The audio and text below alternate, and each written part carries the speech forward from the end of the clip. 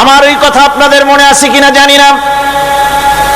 সম্রাট শাহজাহানের সময় এক ফকির, এক ভিক্ষুক ভিক্ষা করে বেড়াতো। 70-80 বছর বয়স হয়ে গিয়েছে। এক লোক বলছে, সারা জীবন তো তোমার ছোটবেলা থেকে ভিক্ষা করতে দেখলাম। সে বলল, মানুষের দেয় তো 2 পয়সা 1 পয়সা, ভিক্ষা ছাড়া করবোটা কি? লোকটি বলল, তোমার একটা পরামর্শ দেই, একদিন সম্রাটের কাছে গিয়ে যে দেখো, একবারে যা দেবে খাইয়া কুলাইতে পারবে না। সম্রাট শাহজাহান কোথায় আছে এখন? দেখো গিয়ে মসজিদে আছে। লোকটি মসজিদের বাইরে গিয়ে দেখে সম্রাট একা হাত তুলে বসে আছে, চোখ থেকে পানি পড়তেছে দর দর করে, দাড়ি ভিজে জামায় পড়তেছে। বহুক্ষণ দাঁড়িয়ে আছে। এরপরে সম্রাট তার মুনাজাত শেষ করে বেরিয়ে আসছেন। ফকিরের সঙ্গে দেখা। ফকির বলল, আসসালামু আলাইকুম। তিনি বললেন, ওয়ালাইকুম আসসালাম ওয়া রাহমাতুল্লাহ। ফকির রওনা করেছে। বাদশা বলছে, তুমি তো একজন ভিক্ষুক মানুষ বলি মনে হয়, আমার কাছে তো কেউ কিছু না চাইয়া যায় না, তুমি যে কিছু না চেয়েই চলে যাচ্ছ। ভিক্ষুক বলছে, জাহাপানা, সত্যি কিছু চাইতে এসেছিলাম আপনার কাছে, কিন্তু আপনার অবস্থা দেখে আমার জ্ঞানের চোখ খুলে গেছে। আমি দেখতে পেলাম আমি যে সম্রাটের কাছে ভিক্ষা চাইতে আসলাম, আমি তো শুধু তাকায় আছি, আমি তো কান্দি না, বরং আমি যার কাছে চাইতে এসেছি তিনি আমার চাইতে আরো নগণ্য ভিক্ষুকের মতো হয়ে কার কাছে যেন হাত পেতে চোখের পানি ফেলে কান্দে। মনে মনে ভাবলাম, সম্রাট কান্দে যে সম্রাটের কাছে, ওই আল্লাহ সারা জীবনে কারো কাছে কিছু চাইব না। আল্লাহর কাছে চাওয়ার অভ্যাস করুন, তিনি দিতে পারেন, সবকিছু তার আছে। এই বিশ্বাস মনের ভিতরে জমাতে হবে, তাহলেই সত্যিকারের মুসলমান আমরা হব। আল্লাহ পাক সত্যিকারের গোলাম আমাদেরকে বানাবেন। আমরা বলি আমিন। বেহেশতীদের সম্পর্কে আল্লাহ পাক বলেছেন, আইনা ইয়াশরাবু বিহা ইবাদুল্লাহি ইউফাজ্জিরুনাহা তাফজিরা। জান্নাতের মধ্যে একটি প্রবাহমান ঝর্ণা আছে, আল্লাহর বান্দারা সেখান থেকে পান করতে পারবে। সেই ঝর্ণা থেকে তৃষ্ণা নিবারণ করবে এবং নিজেদের ইচ্ছে মতো তারা এই ঝর্ণার শাখা প্রশাখা নিজেদের এরিয়া পর্যন্ত নিয়ে যেতে পারবে।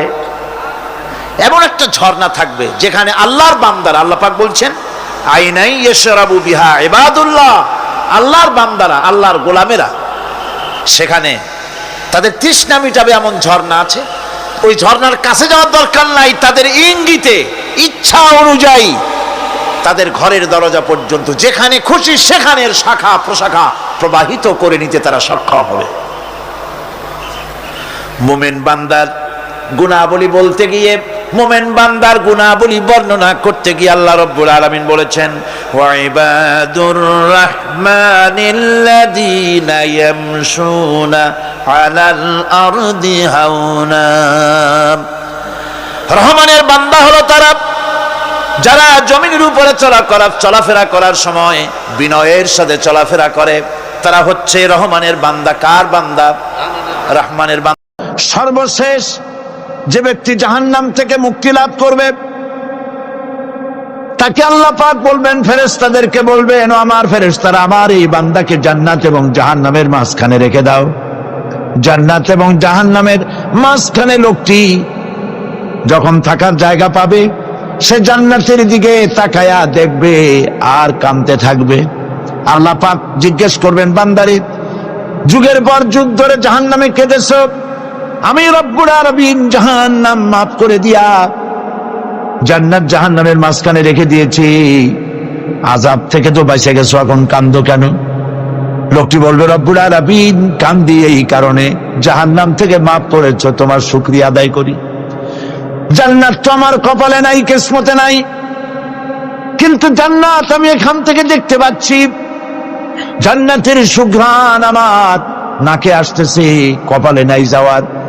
আমি কাঁদি এই জন্য, তুমি যদি মেহেরবানি করে আমাকে জান্নাতের দরজার কাছে একটু দাঁড় করায় দিতা, প্রাণ ভরে তোমার জান্নাতের দৃশ্যটা একটু দেখতা।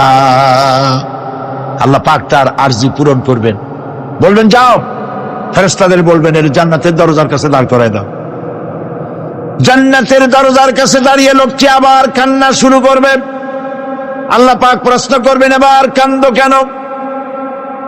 লোকটি বলবে, রব্বুল আলামিন, কান্দি এই কারণে, জান্নাতের এই দরজায় দাঁড়াইয়া জান্নাতের অফুরন্ত নেয়ামত কিছুই ভালো করে দেখা যায় না, শুধু অল্প জায়গা দেখি। যদি তুমি আমারে দয়া করে জান্নাতের মাঝখানে দাঁড় করায় দিতা, চতুর্দিকে তাকায়া তাকায়া দেখা কলিজারে ঠান্ডা বানাইতাম। তবে আমি ওয়াদা করি, জান্নাতের কোনো নাজ নেয়ামত, কোনো ফল আমি খাবো না, ধরবো না, সইব না। একটুখানি মেহেরবানি করে মাঝখানে দাঁড় করাইয়া দাও, জান্নারে ঠান্ডা করি। আল্লাহ রব্বুল আলামিন ফেরেশতাদের বলবেন, আমার এই বান্দারে জান্নাতের মাঝখানে দাঁড় করাইয়া দে। আল্লাহর নবী বলেন, জান্নাতের মাঝখানে দাঁড়িয়ে লোকটি আগের চাইতে আরো জোরে চিৎকার মেরে কাঁদতে থাকবে। আল্লাহ পাক বলবেন, বান্দারে কি হলো তোর? দরজার কাছে আসতে চাইছিলে, আইনা দিলাম। আবার এবার মাঝখানে আসতে চাইছো, তাও এনে দিয়েছি। আবার কান্দো কেন? লোকটি বলবে, রব্বুল আলামিন, এবার কান্দি এই জন্যে, তুমি যখন দয়া করে একটিবার জান্নাতের মাঝখানে এনে আমাকে দাঁড় করায় দিয়েছ, তুমি রহমান রহিম গফুরুর রহিম, এই জান্নাত থেকে আবার আর বাইর করে দিও না। আল্লাহ রাব্বুল আলামিন বলবেন, ও আমার বান্দারে, আমার এই জান্নাত তোর খুব পছন্দ হয়েছে নাকি?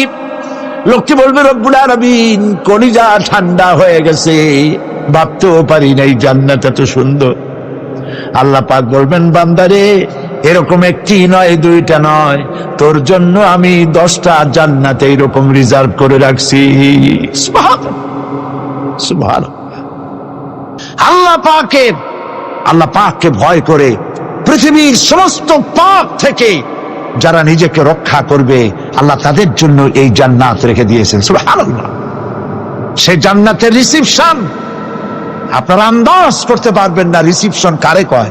কি এর প্রধানমন্ত্রী আর প্রেসিডেন্ট, 4-5টা পুলিশ আর আর্মি এসে একটা ফট করে সেলুট মারলো, বাস শেষ হয়ে গেল, এরকম না। জান্নাতীদেরকে রিসিপশন দেওয়া হবে। জান্নাতীরা যখন আল্লাহর হুকুমে জান্নাতের দিকে যেতে লাগবে, আর যখন জান্নাতের কাছে চলে যাবে, আল্লাহ রাব্বুল আলামিন শোনায় দিচ্ছেন, হাত্তা ইযা জাউহা ফুতিহাত আবওয়াবুহা ওয়া ক্বালা লাহুম খাযানাতুহা সালামুন আলাইকুম তিবতুম ফাদখুলুহা খালিদিন। সুবহানাল্লাহ।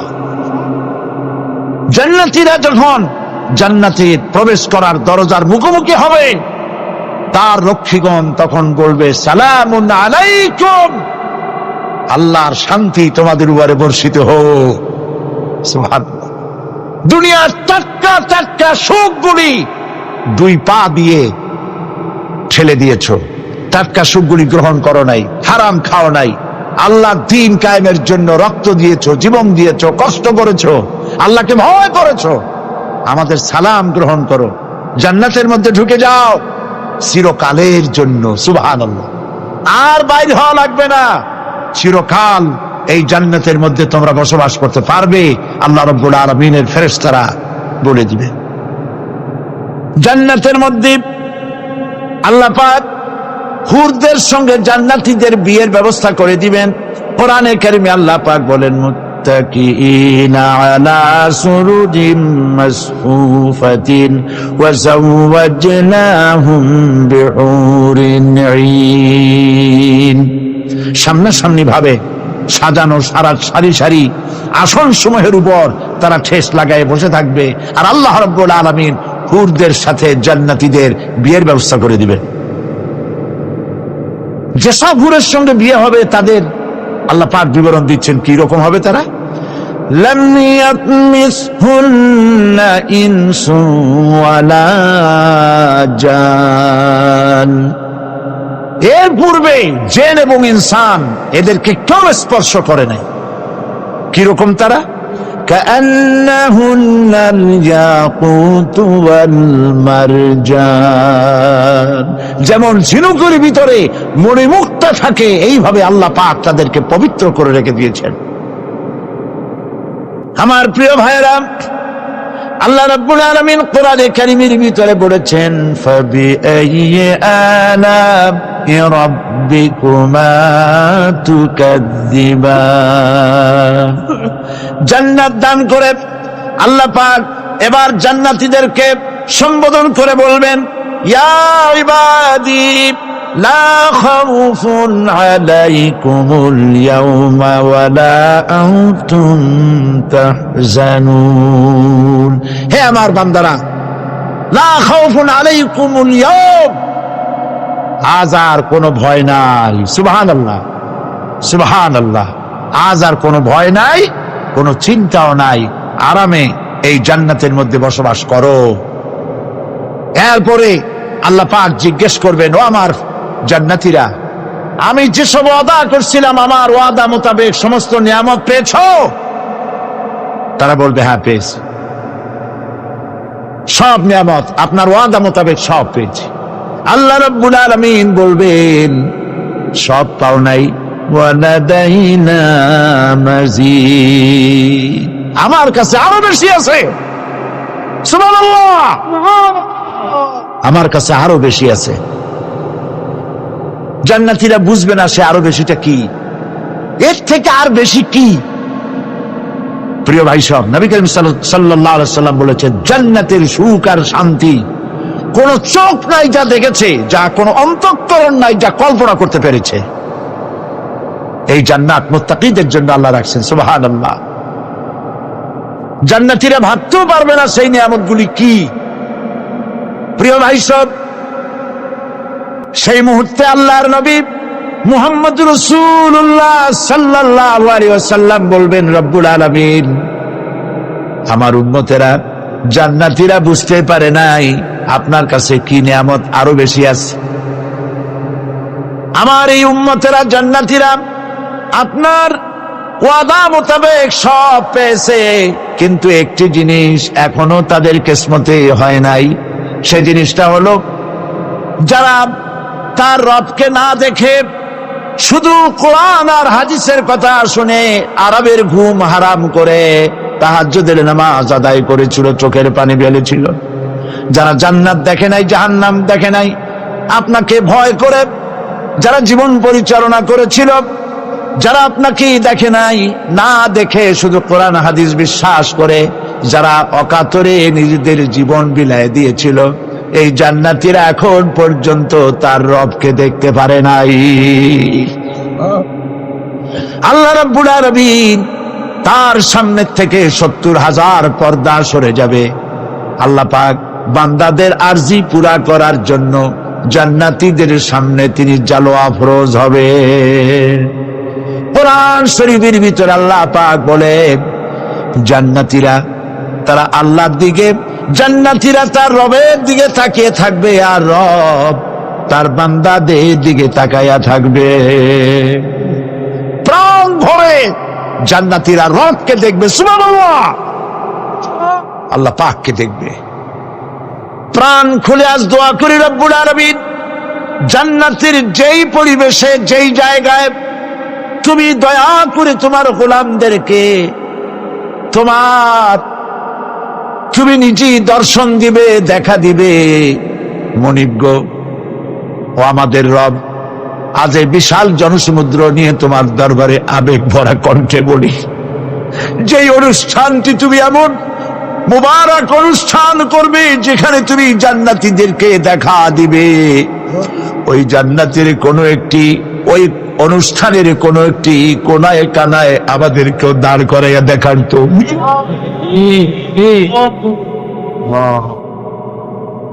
ভাই সব, আল্লাহ রাব্বুল আলামিন মানুষের সামনে এত সব নিয়ামত রেখেছেন, এই জান্নাত দান করবেন। এরপরে আল্লাহ রাব্বুল আলামিন কোরআনে কারীমের মধ্যে বলেছেন, রব্বিস সামাওয়াতি ওয়াল আরদি ওয়া মা বাইনাহুমার রাহমানি লা ইয়ামলিকুনা মিনহু খিতাবা। এসব পুরস্কার রয়েছে তোমাদের সেই রবের পক্ষ থেকে যিনি আকাশ আর জমিনের মালিক। সুবহানাল্লাহ বলবেন না? যার সামনে কথা বলার ক্ষমতা কারো হবে না। এটি একটি মারাত্মক কথা। কিয়ামতের দিন আল্লাহর দরবারে কেউ কথা বলতে পারবে না আল্লাহর নির্দেশ ছাড়া। একটি আকীদা পরিষ্কার করে নিয়ে যান আপনাদের। সে আকীদাটা এভাবে পরিষ্কার করুন, কোন পীর সাহেব, কোন খাজা বাবা, কোন মাওলানা, কোন মুহাদ্দিস, কোন বুজুর্গ আপনাকে সুপারিশ করতে পারবে না যদি না আল্লাহ পাক তাকে কথা বলার তৌফিক না দেয়। মনে থাকবে এটা। আয়াতুল কুরসির ভিতরে আমরা পড়ি, মান যাল্লাযী ইয়াশফাউ ইনদাহু ইল্লা বিইজনিহি। আল্লাহ পাক বলেছেন কিয়ামতের দিন আল্লাহর দরবারে কার সাহস আছে কথা বলতে পারে? মান যাল্লাযী ইয়াশফাউ ইনদাহু ইল্লা বিইজনিহি। আল্লাহর ওয়াদা ছাড়া, হুকুম ছাড়া আল্লাহর সামনে কথা বলার সেদিন কেউ থাকবে না। সুবহানাল্লাহ। কেউ কথা বলতে পারবে না। সুপারিশ করতে হবে আল্লাহ যারে বলেন তুমি করো, অমুকের জন্য করো, সেই ব্যক্তি শুধু তার জন্যই করতে পারবে, আর কেউ কথা বলতে পারবে না। সেই কঠিন হাসরের ময়দান, যেদিন শুধুমাত্র আল্লাহ পাক কথা বলবেন, আর যারে বলতে বলবেন সেই কেবলমাত্র বলতে পারবে। সুপারিশ এটি আল্লাহ পাক কিয়ামতে পারমিশন দিলে বলা যাবে। হযরত ইব্রাহিম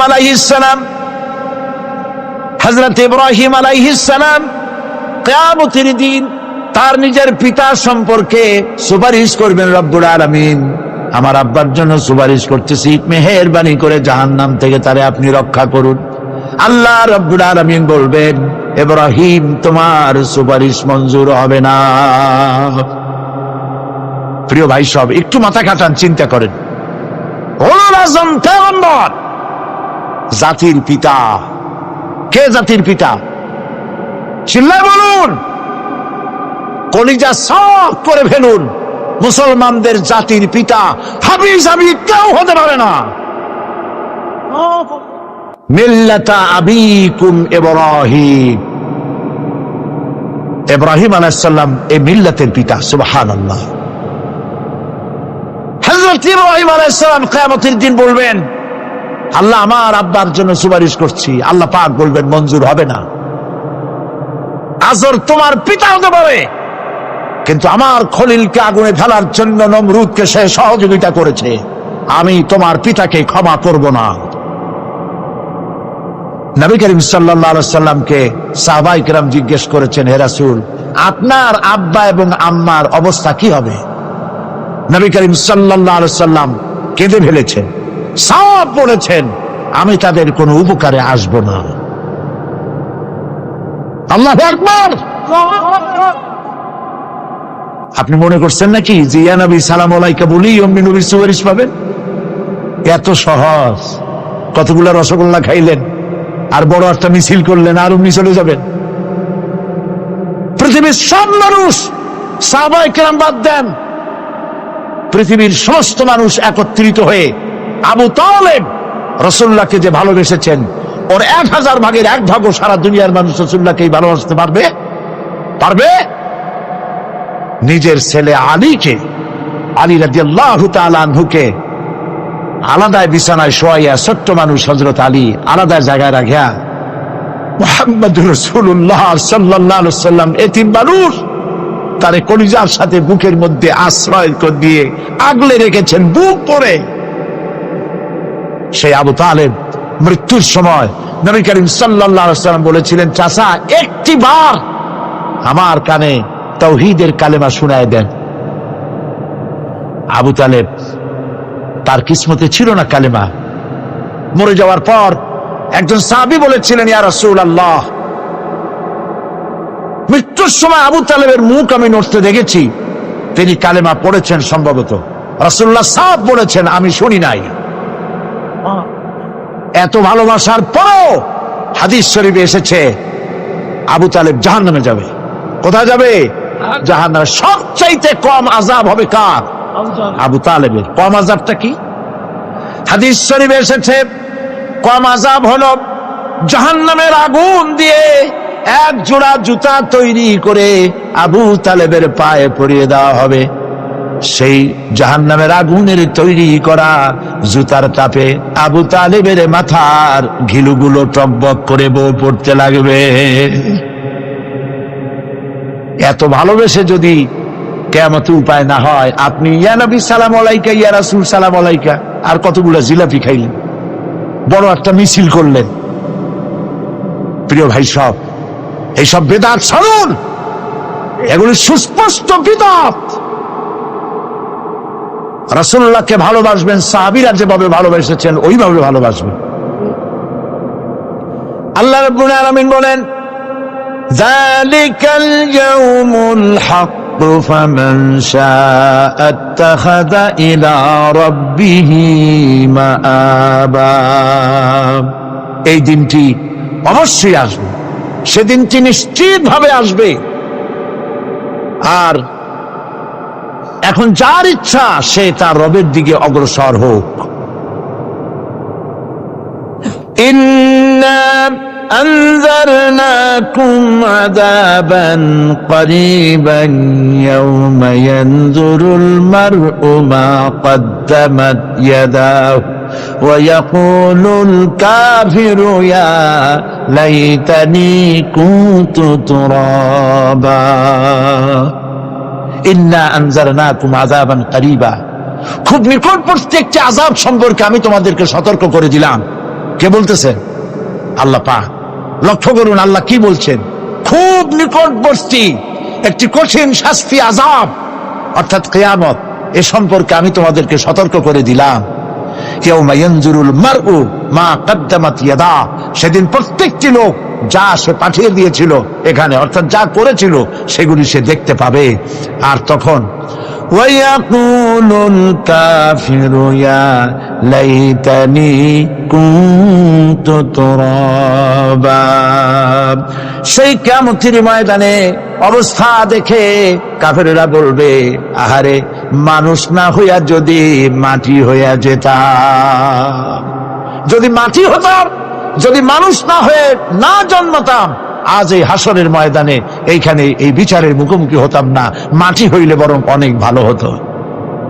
এই পৃথিবীতে আমরা এসেছি, চলে যাব, যাওয়ার আগে এই কোরআন একটি বিশাল জনগোষ্ঠী এমন বানাতে চেয়েছে যে জনগোষ্ঠী এই কোরআন দিয়ে একটি বিশাল সমাজ গড়বে, রাষ্ট্র গড়বে, এমন রাষ্ট্র গড়বে যেই রাষ্ট্রে দুঃখ থাকবে না, অশান্তি থাকবে না, যেখানে সুখ থাকবে, সমৃদ্ধি থাকবে, আর কিয়ামতের দিন আল্লাহর জান্নাতে তারা চলে যাবে।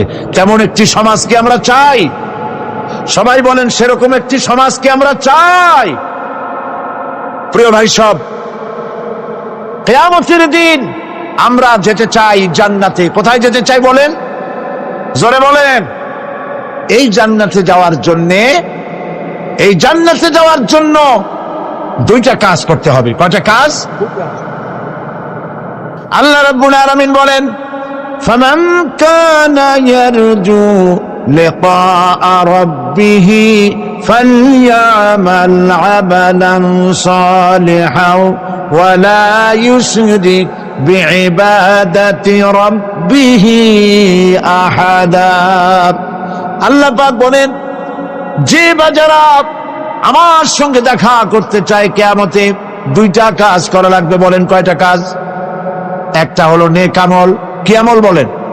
নেক আমল। নেক আমল কারে বলে? নেক আমল করতে হলে আবার দুইটা শর্ত লাগে। এক নম্বরে কাজটা করতে হবে আল্লাহরে খুশি করার জন্য। কারে খুশি করার জন্য? একটা মাদ্রাসা বানাইছি যাতে লোকেরা বলে যে বড় একটা মাদ্রাসা বানাইছে, এই জন্য মাদ্রাসা বানাবেন, মসজিদ বানাবেন, হসপিটাল বানাবেন, যা কিছু করেন নিয়ত হবে আল্লাহকে খুশি করা। নিয়ত হবে কারে খুশি করা? আল্লাহ পাককে খুশি করো। এই হলো নেক আমলের প্রথম শর্ত, কাজ হবে আল্লাহকে খুশি করার জন্য। 2 নম্বরে কাজটি হতে হবে সুন্নতে নববী সাল্লাল্লাহু আলাইহি ওয়াসাল্লামের উপরে। মনে থাকবে, দাড়ি রাখবো, কেন রাখবো? রাসূলের সুন্নাত। রাখবো কারে খুশি করার জন্য? আল্লাহকে খুশি করার জন্য। রাখবো কার মতো? রবীন্দ্রনাথের মতো, কার্ল মার্কসের মতো, কবির মতো নয়। রাখতে হবে কার মতো? নবীর মতো। বুঝে নেন, কাজটা হতে হবে আল্লাহকে খুশি করার জন্য।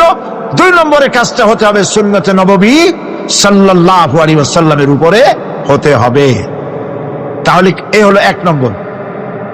জান্নাতে যাওয়ার জন্য, আল্লাহর সাথে দেখা করার জন্য 1 নম্বরের কাজ হলো নেক আমল। বলেন 1 নম্বরের কাজ কি?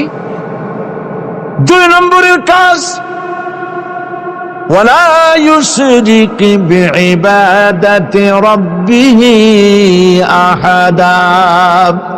আল্লাহ রাব্বুল আলামিনের ইবাদতের সাথে কাউকে শরীক স্থাপন করা যাবে না। আমরা যারা মুসলমান, অধিকাংশ মুসলমান শিরকের ভিতরে মুবতালা হয়ে আছে। বিশ্বাস করেন কিনা বলেন?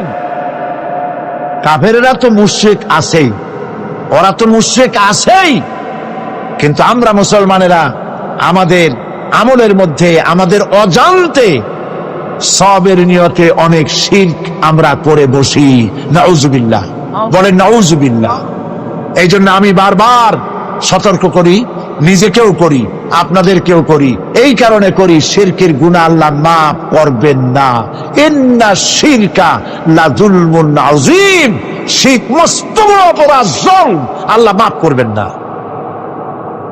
আল্লাহর কাছে কান্দে কান্দে মাপ চাওয়া লাগবে যে আল্লাহ, শিরক থেকে আমাকে রক্ষা করো, বাঁচাও। অনেক গোপন শিরক আছে। মাজারে যান, পীর সাহেবের কাছে যান, মনে যদি নিয়ত থাকে উনি ফু দিলে আমি ভালো হবই, উনি তাবিজ দিলে আমার বাচ্চা হবেই, উনি আমারে দয়া করলেই আমার ব্যবসায় উন্নতি হবেই, এইটার নাম শিরক। এটার নাম কি? ওয়াইজা সাআলতা ফাসআলিল্লাহ ওয়াইজা ইসতাআনতা ফাসতাইন বিল্লাহ। যা বলার আল্লাহরে বলো, আর যা চাওয়ার কার কাছে চাও? চিল্লায় বলেন।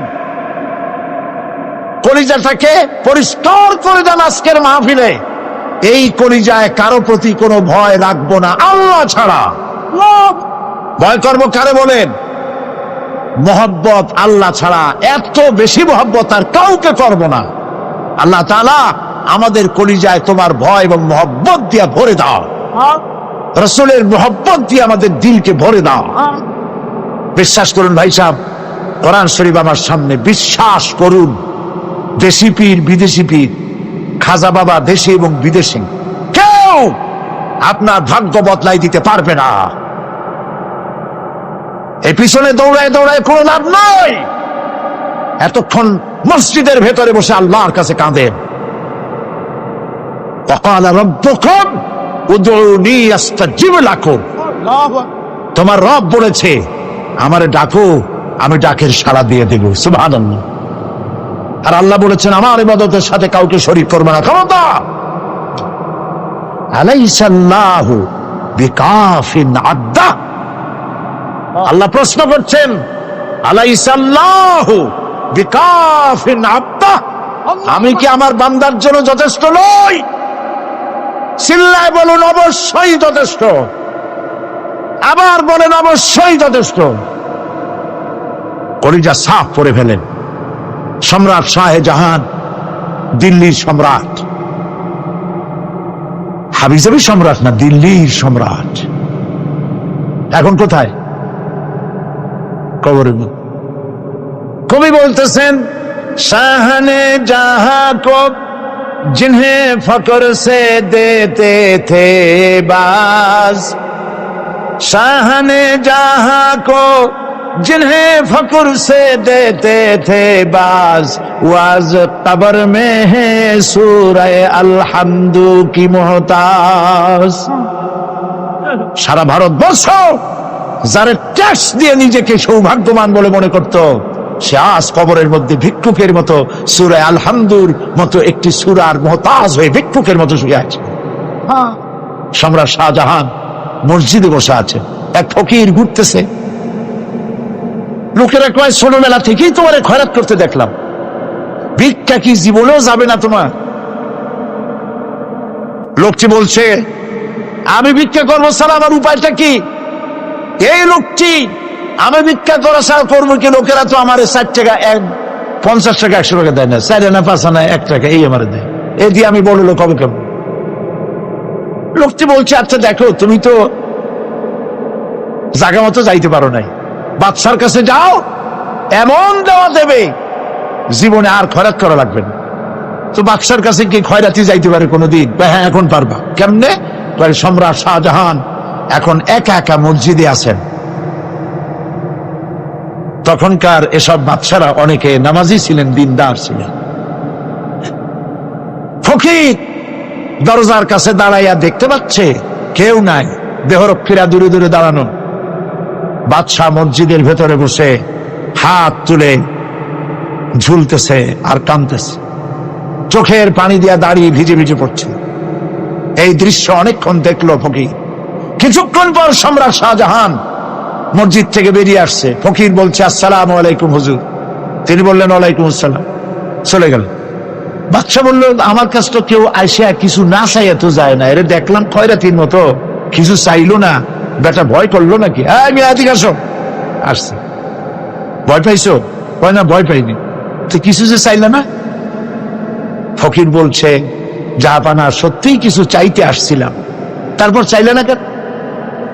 ফকির বলছে জাহাপানা সারা জীবন ভিক্ষা করেছি, আর আজ দিল্লির সম্রাটের কাছে বেশি পাওয়ার লোভে এসেছি না, কিন্তু আপনার দশা দেখা আমার জ্ঞানের চোখ খুলে গেছে। আমি লক্ষ্য করে দেখলাম আমি সম্রাটের কাছে চাইতে এসেছি, হাত তুলি নাই, বিনয় প্রকাশ করি নাই, চোখের পানি ফেলি নাই, কিন্তু লক্ষ্য করে দেখলাম দিল্লির সম্রাট আমার চাইতেও বড় ভিক্ষুকের মতো।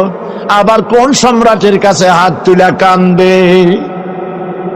আমার জ্ঞানের চোখ খুলে গিয়েছে, আমি বুঝতে পেরেছি সম্রাট কান্দে যেই সম্রাটের কাছে, তারে ছাড়া আর কারো কাছে জীবনে চাইব না।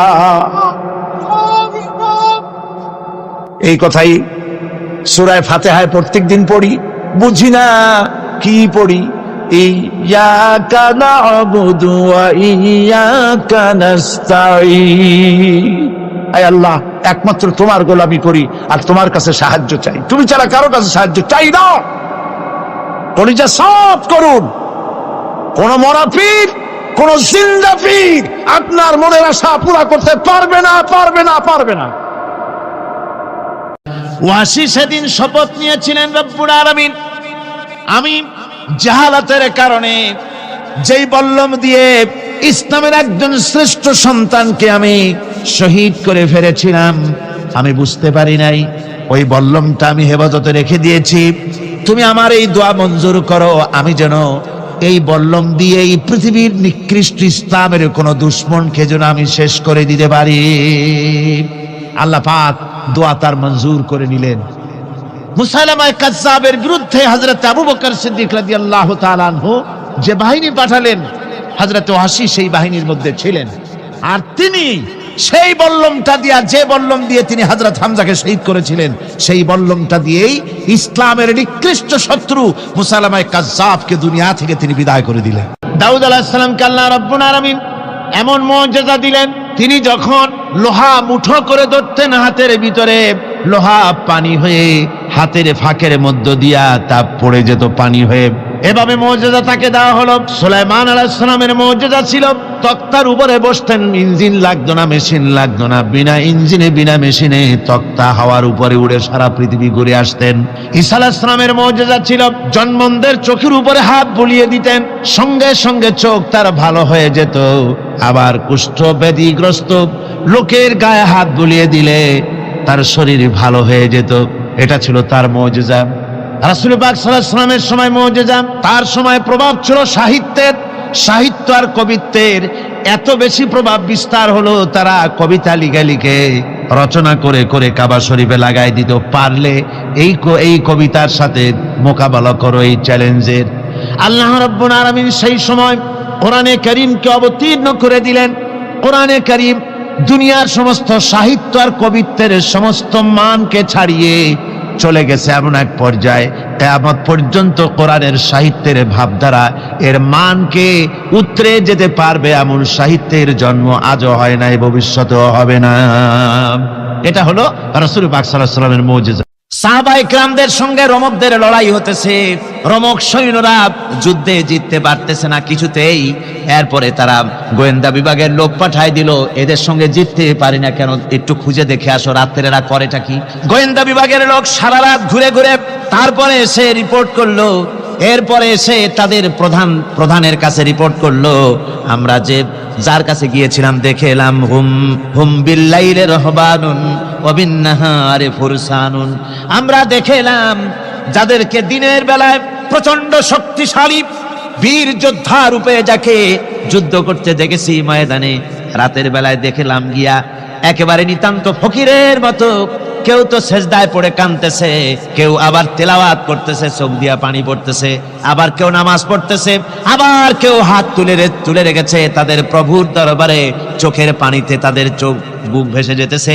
সারাটা রাত তেলাওয়াত আর সেজদা আর নামাজের মধ্যে তারা এভাবে কাটিয়ে দিয়েছে। সেনাপতি এই রিপোর্ট শোনার পরে বললেন, ও গোয়েন্দা বিভাগের লোকেরা, আমার রোমক সৈন্যরা শোনো, যে জাতির নৈতিক মান এত উচ্চে, ওই জাতির সঙ্গে যুদ্ধ করা মানে আমাদের আত্মহত্যা করার শামিল। এদের সাথে কিছুতেই আমাদের পক্ষে পারা সম্ভব না। হ্যাঁ, এদের সাথে পারা যাবে যদি এই সম্পর্ক নষ্ট করে দেওয়া যায়। আল্লাহর সাথে তাদের এই গভীর সম্পর্ক যেটা আছে, এই সম্পর্ক নষ্ট করে দিতে হবে, তাহলেই কেবলমাত্র সম্ভব হবে। এদের নৈতিক চরিত্র ধ্বংস করার জন্য প্রচেষ্টা চালাও, তাহলে হয়তো আমরা কামিয়াব হতে পারব। আমার বন্ধুগণ, সামান্য স্যান্ডেলের ফিতা গাছা যদি ছেড়ে যায়, মানুষের কাছে চাইও না, আল্লাহ রব্বুল আলামিনের দরবারে হাত পাতো, রব্বুল আলামিন তোমার স্যান্ডেল কেনার পয়সা জুগিয়ে দেবেন। জোরে বলেন সুবহানাল্লাহ। যা দরকার তার কাছেই চাও, হাত তার কাছেই পাতো। ওই যে সম্রাট শাহজাহানের কথা আমি আপনাদেরকে শুনাই, ফকির একটা ঘুরতেছে সারাদিন। এক লোক বলছে যে আপনি হে ফকির, তুমি এরকম করে ঘুরছো সারা জীবন, বুড়া হয়ে গেছো খয়রাত করতে করতে, ছোটবেলা থেকে তোমার ভিক্ষা করতে দেখি, আর কতকাল ভিক্ষা করবে? কয় করবোটা কি? যে বাচ্চার কাছে যাইতে পারবে, বাচ্চার কাছে গেলে এমন ভাবে দিবে, অনেক দিবে, নিয়ে কুড়াইতে পারবা, তোমার আর জীবনে ভিক্ষা করা লাগবে। ফকির চলে গিয়েছে, কোথায় পাবো বাচ্চারে? কয় দেখো মসজিদে পাবা। এখন তিনি নামাজ চলে গিয়েছে, সেখানে মসজিদের বারান্দায় দাঁড়ায় দেখে সম্রাট শাহজাহান হাত পেতে মোনাজাত করতেছেন, চোখের থেকে পানি পড়ে দাড়ি ভিজে ভিজে পড়ে। মোনাজাত শেষ করে বাদশা যখন বাইরে নেমেছেন, তখন ফকির তাকে সালাম দিয়ে চলে যান। বাদশা বলছেন, তুমি আমাকে সালাম দিয়ে চলে যাচ্ছ, তুমি তো ভিক্ষুক, আমার কাছে তো সমস্ত ভিক্ষুকরাই আমার কাছে চায়, ভিক্ষুক তো ভালো, ধনীরাও আমার কাছে চায়, তুমি ভিক্ষুক মানুষ আমার কাছে তুমি চাইলে না, সালাম দিয়ে চলে যাও। ফকির বলতেছেন, যা পানা সত্যি কিছু চাইতে এসেছিলাম, কিন্তু আমি আপনাকে দেখার পরে আমার চিন্তার পরিবর্তন হয়ে গেছে। আমি তাকিয়ে তাকিয়ে দেখলাম মসজিদের ভেতরে আমি চাইতে এসেছি দিল্লির সম্রাট শাহজাহানের কাছে। যেই সম্রাট, দিল্লির সম্রাট যার কাছে আমি চাইতে এসেছি, আমি তো দাঁড়ায় আছি, কান্দি না, কিন্তু আমি দেখতেছি যার কাছে আমি চাইতে এসেছি তিনি যেন আবার কোন সম্রাটের কাছে আমার চাইতেও দারুণ ভিক্ষুকের মতো হয়ে চোখের পানি ফেলে ভিক্ষা চাইতেছে। মনে মনে ভাবলাম, মানুষের কাছে ভিক্ষা চাইবো না কোনদিন আর। বাদশা কান্দে, যেই বাদশার কাছে, ওই সম্রাটের সম্রাট রাজা ধীরাজ আল্লাহর কাছে ছাড়া কারো কাছে জীবনে আর হাত পাতবো না। হযরত আবু হুরায়রা রাদিয়াল্লাহু তাআলা আনহু একবার রাসূল করিম সাল্লাল্লাহু আলাইহি ওয়াসাল্লামের দরবারে কাঁদতেছিলেন। হুজুর জিজ্ঞেস করলেন, আবু হুরায়রা তুমি কাঁদো কেন?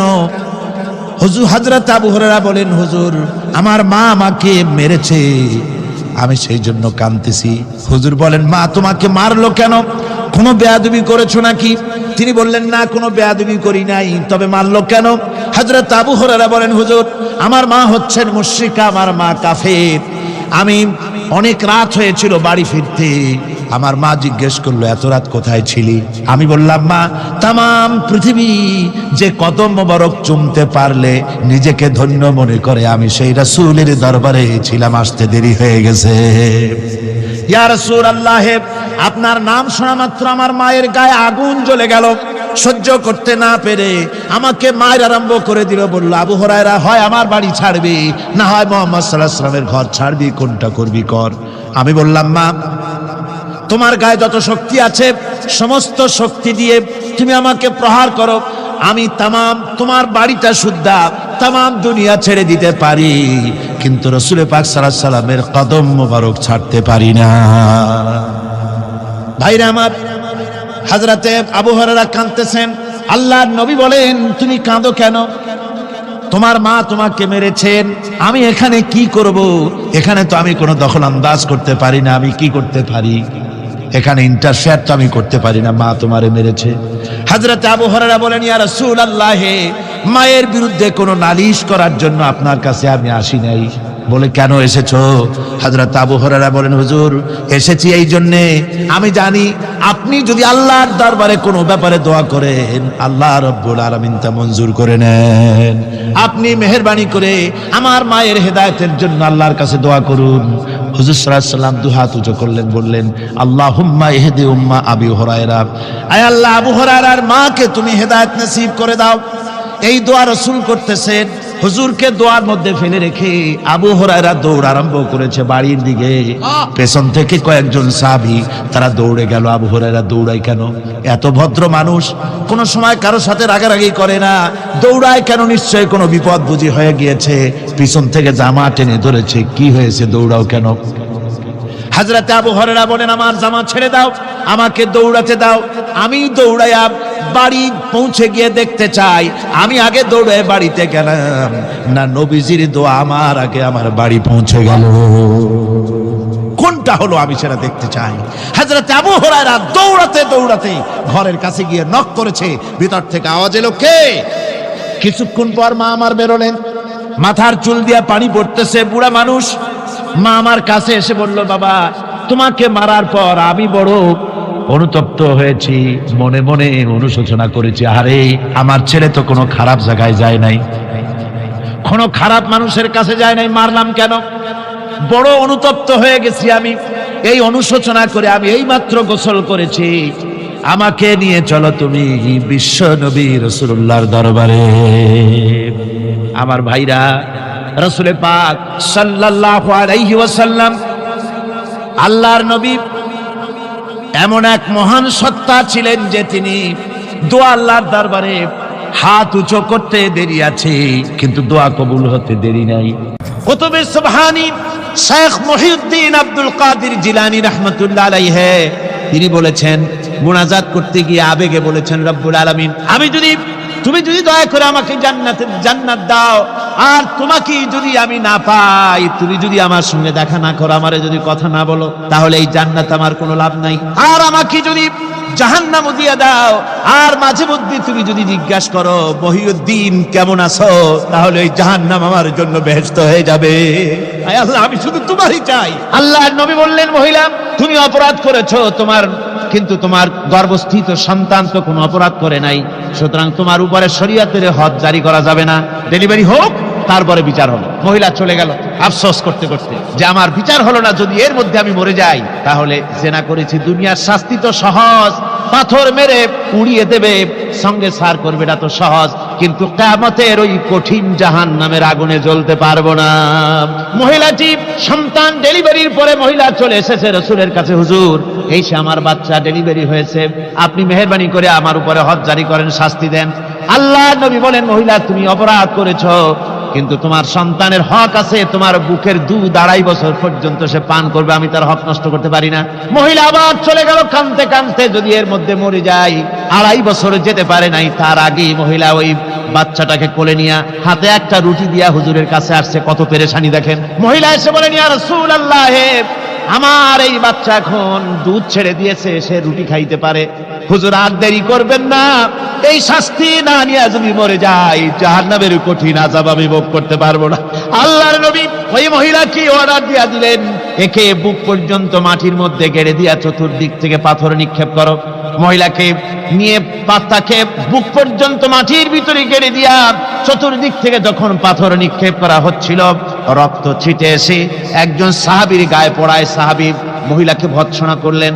আল্লাহর নবী বললেন, শুনতে পেরে নবীজি বললেন, ও সাহাবী, ভৎসনা করো না, বরং এই মহিলার তওবা আল্লাহ রাব্বুল আলামিন এমন ভাবে কবুল করেছেন যদি সে তওবা দুনিয়া সব মানুষকে ভাগ করে দেওয়া যায় তাহলে সমানভাবে ভাগ করে দেওয়া যাবে।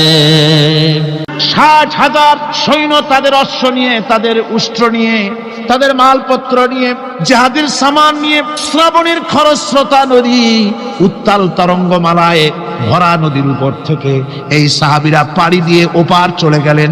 ওপার যাওয়ার পরে হযরতে সাদ বলছেন, তোমাদের কেউ কি হারায় গেছে নাকি?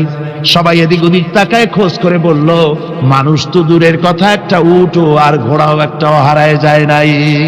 একজন বলল, আমার একটা পেয়ালা, যে পেয়ালা আমি পানি পান করতাম, সেই পেয়ালাটা তুফানে ছিটকে কোথায় চলে গেছে, ওইটা হারায় গেছে। হযরতে সাদ বলেন, মুজাহিদের কোন জিনিস দরিয়া নিতে পারে না, অবশ্যই তা ফেরত আসবে। এই কথা তিনি বলতেছিলেন, হঠাৎ করে দরিয়ার কিনারে একটা আওয়াজ হলো, দেখা গেল তুফানের ভিতরে সেই হারানো বাটিটা তাদের মধ্যে ফিরে এসেছে। আল্লাহু আকবার। মুজাহিদদেরকে সাহায্য করেন স্বয়ং আল্লাহ রাব্বুল আলামিন। আফ্রিকার জঙ্গলের কাছে ভিন্ন ইতিহাস, জঙ্গলের কাছেই মুসলমানদেরকে থাকতে দেওয়া হয়েছে। মনে করা হয়েছিল জঙ্গলের সমস্ত হিংস্র প্রাণীরা এই মুসলমানদের শেষ করে দেবে, যুদ্ধ করা লাগবে না। হযরতে সাদ সে অবস্থা বুঝতে পারলেন, তিনি একটা মঞ্চ তৈরি করলেন।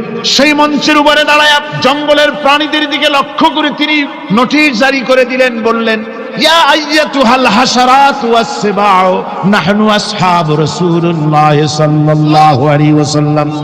হে জঙ্গলের হিংস্র প্রাণীরা, আমরা আল্লাহ রাসূলের সাহাবী, ফাইন্না নাজিলুনা ফামান ওয়াজাদনা বাদাহু কাতালনাহু। আমরা রাসূলের সাহাবী, এইখানে আল্লাহর দ্বীনকে কায়েম করার জন্য আমরা এসেছি, আল্লাহর কলেমার আওয়াজ নিয়ে আমরা এখানে রাত কাটাবো। সুতরাং এই জঙ্গলের ভিতরে হিংস্র প্রাণী যত আছো সব আমাদের এই জায়গা ছেড়ে অন্যত্র চলে যাও। আফ্রিকার জঙ্গলি মানুষেরা চিন্তা করলো, মানুষের কথা কি জঙ্গলি প্রাণীতে শোনে নাকি, পাগলে কয় কি? তারা তাকায় তাকায় দেখলো হযরতে সাদের এই ঘোষণার পরে বাঘের কাতারে বাঘ, সিংহের কাতারে সিংহ, সাপের কাতারে সাপ, যার যার ডিম আর বাচ্চাগুলি মুখে কামড়ায়া সাহাবীদের এলাকা ছেড়ে দিয়ে তারা অন্যত্র চলে গেল। আমার মুসলমান ভাইরা, এই ছিল মুসলমানদের ইতিহাস। দ্বীন প্রতিষ্ঠা করার কাজে মুসলমান এগোলে আল্লাহই মদত করেন। কে মদত করেন? হযরতে মূসা আলাইহিস সালাম ফেরাউনের কাছে গেলেন আর দাওয়াত দিলেন, ফেরাউন পড়ে নাও লা ইলাহা ইল্লাল্লাহ। একটি কথা আপনাদের মনে রাখতে হবে, দুনিয়ার কোন ফেরাউন, কোন নমরুদ, কোন সাদ্দাত, কোন হামান কেউ বলে নাই যে আমি আল্লাহ, আমি রাজ্জাক, আমি খালেক, আমি পৃথিবীর সৃষ্টি করেছি। কথা কেউ বলেছে? কেউ বলে নাই। কি বলেছে তারা?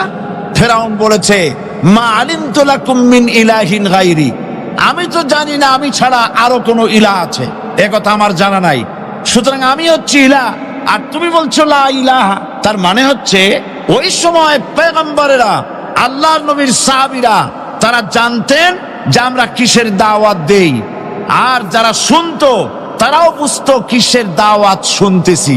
আজ আমার দেশে একই কালেমার দাওয়াত দেওয়া হয়, কিন্তু মানুষেরা বুঝতে পারে না কি শুনতেছি। ভাষা জানার ব্যাপারে, বোঝার ব্যাপারে হলো আসল বিষয়।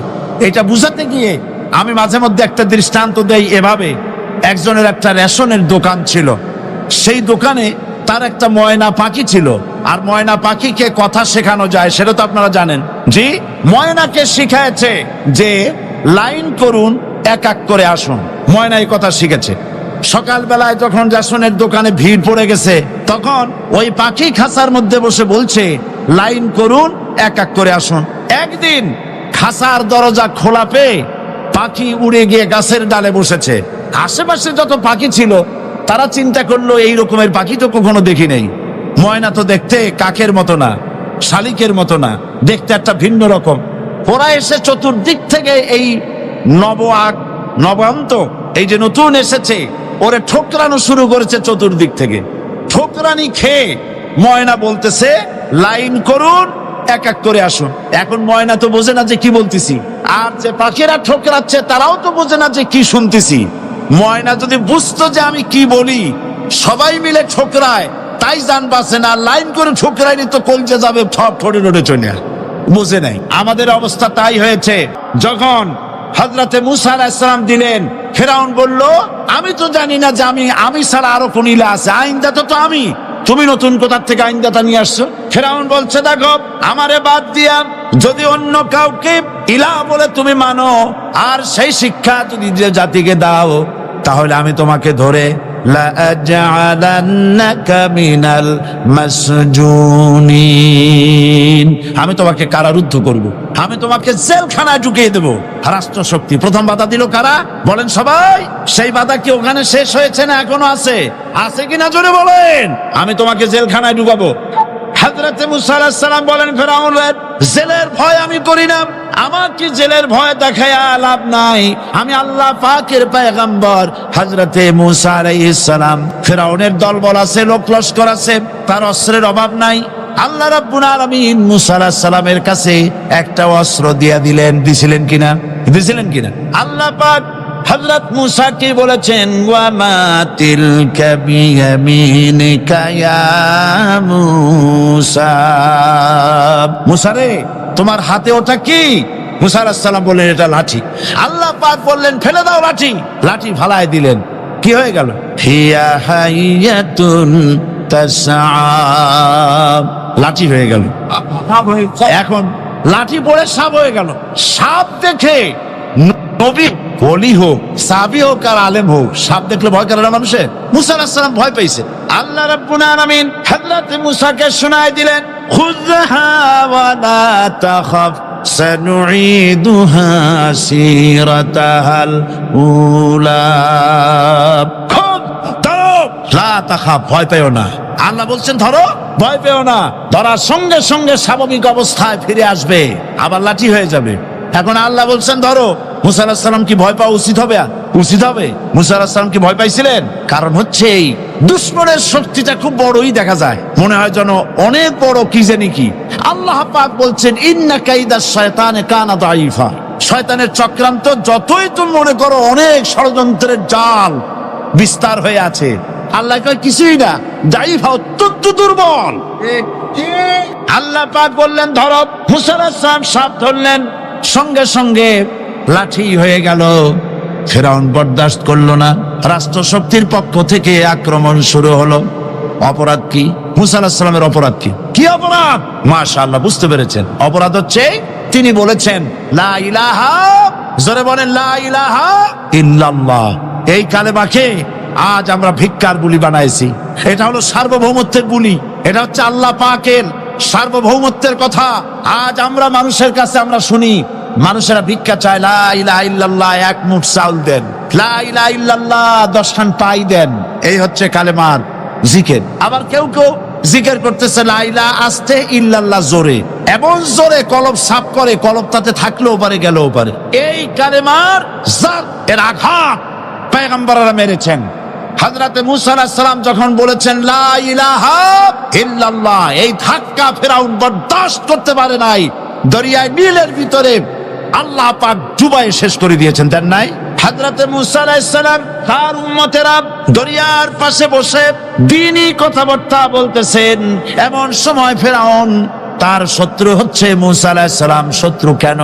মুসা কি ফেরাউনের পাকা ধানে মই দিয়েছে নাকি? বলেন আপনারা। তার হালের গরু পিটায় মারছে নাকি? অপরাধ হলো তিনি আল্লাহর জমিনে আল্লাহর আইন প্রতিষ্ঠার কথা বলেছেন। এই শুধুমাত্র এই অপরাধে ফেরাউন তার দলবল নিয়ে 3 দিক থেকে আক্রমণ করেছে। মুসা আলাইহিস সালামের উম্মতেরা ভয় পেয়ে গেছেন। তারা বলছেন ইন্না লামুদরাকুন, আমরা পাকড়াও হয়ে গেছি। 3 দিকে সাড়াশি আক্রমণ, 3 দিকে শত্রু, একদিকে দরিয়া, পালাবার রাস্তা আছে? হযরত মুসা আলাইহিস সালাম ভয় পেয়ে গেলেন, সারেন্ডার করলেন না। হযরত মুসা আলাইহিস সালাম বললেন, কাল্লা, কখনো নয়, ভয় পাওয়ার কোনো কারণ নাই। রব্বি সায়াহদিন, অবশ্যই আমার রব আমার জন্য রাস্তা করে দিবেন, ভয় পাইও না, আমার রব রাস্তা করে দিবেন। আল্লাহ রাব্বুল আলামিন হযরত মুসা আলাইহিস সালামকে অর্ডার করলেন, হাতের লাঠি দিয়া দরিয়ার উপরে আঘাত করো। হযরত মুসা আলাইহিস সালাম দরিয়ার উপর আঘাত করলেন। রাস্তা ছিল দরকার একটার, এক বাড়িতে আল্লাহর হুকুমে লাঠি দিয়ে একটি আঘাত করার সঙ্গে সঙ্গে হযরত মুসার তার সঙ্গী সাথী দরিয়া পার হওয়ার জন্য দরিয়ার মধ্যে দিয়ে আল্লাহ 12টা রাস্তা পয়দা করে দিলেন। সে আল্লাহ আছে না নাই? এত আসতে বলেন কেন? ভয় পাওয়ার কারণ আছে। রাষ্ট্র শক্তি বাধা দিয়েছে সমস্ত নবীদেরকে। কেন? নবীদের চরিত্র খারাপ? জোরে বলেন, নবীদের চরিত্র খারাপ? নবীদের চাইতে মাসুম, বেগুনাহ, উন্নত চরিত্রের মানুষ আল্লাহর আকাশের নিচের জমিনের উপরে আর হয় নাই। তোমরা যে সব নেতাদের পিছনে দৌড়াও, অমুকের সৈনিক, নেতা নেতা করে মরো, এইসব নেতা যাদের পিছনে দৌড়াও, এই নেতাগুলি, আমি জিজ্ঞেস করি আপনাদেরকে, এই নেতাগুলি জীবনে একবারও জেনা করে নাই। এ ব্যাপারে অনুসারীরা আপনারা কি নিশ্চিত? মিথ্যা কথা জীবনেও কয় নাই, প্রতারণা করে নাই, ঠাট্টা করে নাই, বিদ্রুপ করে নাই, মদ খায় নাই, মানুষ হত্যা করে নাই। কিসের নেতা? নেতা হচ্ছেন সেই ব্যক্তি যিনি বলেছেন, ও আমার স্ত্রীরা, ও আমার সাহাবীরা, রাতের আধারে আমার মধ্যে যা আচরণ দেখতে পাও, দিনের আলোতে আমার মধ্যে যা দেখতে পাও, সবগুলি খুলে খুলে মানুষের কাছে বলে দাও। তার নাম বিশ্বনবী মুহাম্মদ রাসূলুল্লাহ সাল্লাল্লাহু আলাইহি ওয়াসাল্লাম। হযরত মুসা আলাইহিস সালাম বলেন, ফেরাউনের জেলের ভয় আমি করি না, আমাকে জেলের ভয় দেখায়া লাভ নাই, আমি আল্লাহ পাকের পয়গম্বর। হযরত মুসা আলাইহিস সালাম, ফেরাউনের দলবল আছে, লোক লস্কর আছে, তার অস্ত্রের অভাব নাই। আল্লাহ রাব্বুল আলামিন মুসা আলাইহিস সালামের কাছে একটা অস্ত্র দিয়া দিলেন। দিছিলেন কিনা? দিছিলেন কিনা? আল্লাহ পাক হযরত মুসাকে বলেছেন, ওয়া মা তিলকা বিয়ামিনিকা ইয়া মুসা। মুসা রে, তোমার হাতে ওটা কি? মুসা আলাইহিস সালাম বললেন, এটা লাঠি। আল্লাহ পাক বললেন, ফেলে দাও লাঠি। লাঠি ফালায় দিলেন। কি হয়ে গেল? হিয়া হাইয়াতুন তাসআ। লাঠি হয়ে গেল। এখন লাঠি পড়ে সাপ হয়ে গেল। সাপ দেখে নবী, ওলি হোক, সাহাবী হোক আর আলেম হোক, সাপ দেখলে ভয় করে না মানুষের? মুসা আলাইহিস সালাম ভয় পেয়েছে। আল্লাহ রাব্বুল আলামিন হযরত মুসাকে শোনায় দিলেন, খুযহা ওয়া লা তাখাফ সানুঈদুহা সিরাতাহাল উলা। ধরো, লা তাখাফ, ভয় পেও না। আল্লাহ বলছেন ধরো, ভয় পেও না। ধরার সঙ্গে সঙ্গে স্বাভাবিক অবস্থায় ফিরে আসবে, আবার লাঠি হয়ে যাবে। এখন আল্লাহ বলছেন ধরো। মুসা আলাইহিস সালাম কি ভয় পাওয়া উচিত হবে? উচিত হবে। মুসা আলাইহিস সালাম কি ভয় পাইছিলেন? কারণ হচ্ছে এই দুশমনের শক্তিটা খুব বড়ই দেখা যায়, মনে হয় যেন অনেক বড়, কি জানি কি। আল্লাহ পাক বলছেন, ইন্না কাইদাশ শয়তানে কানা দাঈফা। শয়তানের চক্রান্ত যতই তুমি মনে করো অনেক ষড়যন্ত্রের জাল বিস্তার হয়ে আছে, আল্লাহ কয় কিছুই না, দাঈফা, অত্যন্ত দুর্বল। আল্লাহ পাক বললেন ধরো। মুসা আলাইহিস সালাম সাপ ধরলেন, সঙ্গে সঙ্গে লাঠি হয়ে গেল। ফেরাউন বরদাস্ত করলো না। রাষ্ট্র শক্তির পক্ষ থেকে আক্রমণ শুরু হলো। অপরাধ কি? মুসা আলাইহিস সালামের অপরাধ কি? কি অপরাধ? মাশাআল্লাহ, বুঝতে পেরেছেন। অপরাধ হচ্ছে তিনি বলেছেন লা ইলাহা, জোরে বলেন, লা ইলাহা ইল্লাল্লাহ।